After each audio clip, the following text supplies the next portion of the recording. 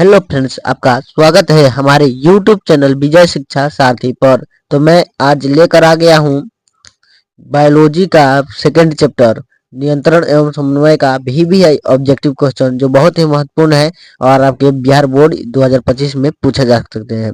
तो इसे वीडियो को बिना स्किप किए अंत तक देखिएगा और वीडियो को लाइक और चैनल को सब्सक्राइब कर दीजिएगा। तो चलिए बिना किसी देरी के वीडियो को स्टार्ट करते हैं। तो पहला नंबर क्वेश्चन कर रहा है कि हाइड्रा में नहीं पाया जाता है। क्या नहीं पाया जाता है? मस्तिष्क, तंत्रिका या स्पर्शक या मुख। तो हाइड्रा में नहीं पाया जाता है तो मस्तिष्क नहीं पाया जाता है। ठीक है, मस्तिष्क नहीं पाया जाता है, दिमाग नहीं होता है हाइड्रा में। उसके बाद है अगला नंबर क्वेश्चन, ऑक्सीजन है। ऑक्सीजन क्या है? एक हार्मोन है, वसा है, एंजाइम है या कार्बोहाइड्रेट है?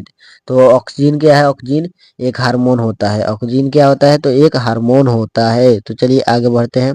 ये 3 नंबर क्वेश्चन है कि बीजों की प्रसुप्ति अंग करता है। बीजों की प्रसुप्ति अंग करता है। ऑक्सिन करता है या विशेषिक एसिड करता है या प्रतिवर्ती चाप करता है या पुनर्निवेश करता है?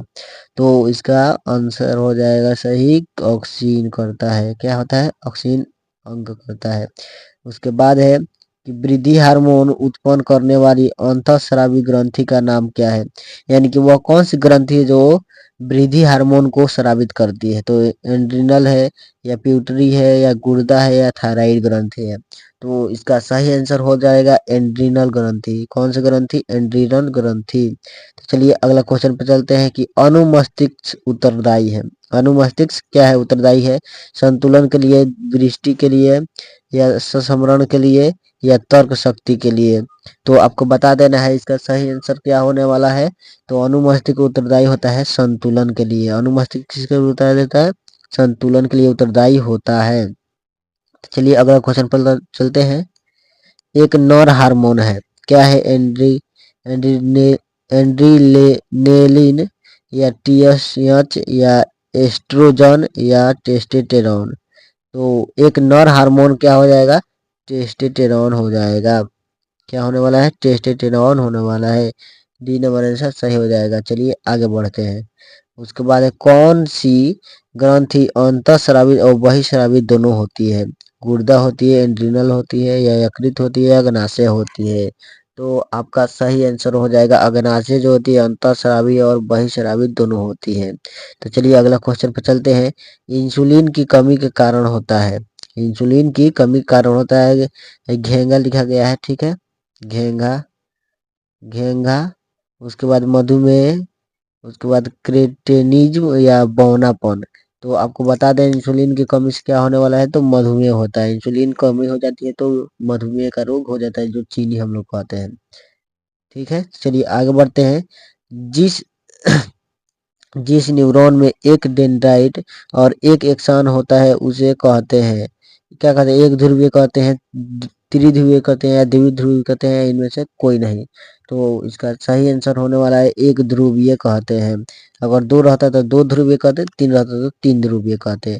चलिए आगे बढ़ते हैं। उसके बाद है कौन सा कौन सा हार्मोन बीजों की प्रसुप्ति को भंग करता है? ऑक्सीजन करता है कि जिबरेलिन करता है या साइटोकाइनिन करता है या इनमें से कोई नहीं? तो इसका सही आंसर आपको बता देना है कि कौन करता है। तो इसका सही आंसर हो जाएगा जिबरेलिन करता है, यानी कि ये बीजों की प्रसुप्ति को भंग कर देता है। उसके बाद है, चलिए अगला क्वेश्चन पे चलते हैं कि री रीढ़ रज्जु की सुरक्षा करता है। रीढ़ रज्जु की सुरक्षा करता है, मेरुदंड करता है, पीठ करता है या ऊतक करता है या रक्त करता है? तो रीढ़ रज्जु की सुरक्षा कौन करता है? तो इसका मेरुदंड आंसर सही हो जाएगा। ए नंबर आंसर सही हो जाएगा। चलिए आगे बढ़ते हैं।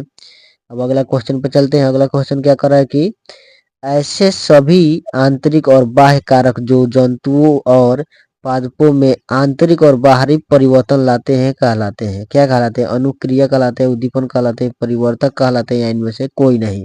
तो इसका सही आंसर होने वाला है उद्दीपन कहलाते हैं। ठीक है, आंतरिक और बाह्य जंतुओं में, पादपों में आंतरिक परिवर्तन जो बाहरी परिवर्तन लाते हैं, आंतरिक और बाहरी दोनों परिवर्तन जो आते हैं उद्दीपन के कारण होता है। चलिए आगे बढ़ते हैं। उसके बाद है कि रासायनिक दूत कहे जाते हैं, कौन कहा जाता है? उद्दीपन या पाचक रस या हार्मोन या आवेग? तो रासायनिक दूत कहे जाने वाले होते हैं जो हार्मोन को कहा जाता है रासायनिक दूत। तो चलिए अगला क्वेश्चन पर चलते हैं। उसके बाद अंतः ग्रंथि, अंतःस्रावी ग्रंथि जिसे मास्टर ग्रंथि कहते हैं उसका नाम क्या है? मास्टर ग्रंथि किसे कहा जाता है? पीयूष ग्रंथि को कहा जाता है या अवधु ग्रंथि को कहा जाता है या अग्नाशय द्वीपिकाएं कहा जाता है या एड्रिनल को कहा जाता है?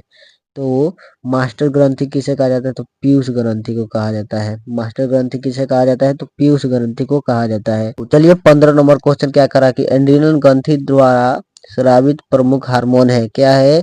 एल्डोकटेरॉन है या हाइड्रोकोर्टिसोन सोन है या एड्रिलेनिन है नेनिल है या इनमें से कोई नहीं। तो इसका सही आंसर क्या होने वाला है? तो एड्रिनेलिन होने वाला है। एंड्रेलिन ग्रंथि द्वारा स्रावित हार्मोन एंड्रेलिन। तो चलिए वीडियो को यहीं पे अंत करते हैं। आपको क्वेश्चन समझ में आया होगा तो वीडियो को लाइक कर दीजिएगा और चैनल को सब्सक्राइब कर दीजिएगा और अपने दोस्तों के पास शेयर कर दीजिएगा। धन्यवाद।